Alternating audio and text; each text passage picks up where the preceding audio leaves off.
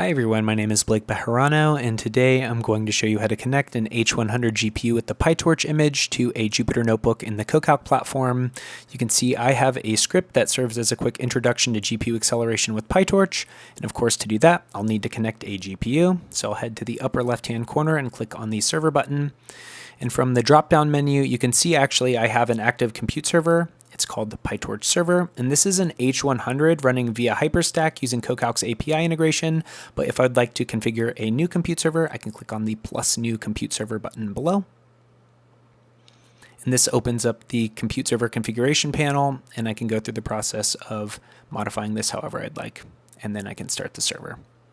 Okay, so I'll head over to my notebook and select the server that I've already spun up. And then this big colored bar appears across the top, and I'll run my cells. And here you can see it's using device CUDA, and it even gives a nice comparison between the time taken on CPU and GPU. So there's that, and this is just a quick tip and trick on using the CoCalc UI. Please like, subscribe, and follow for more, and I will see you next time. Thanks again.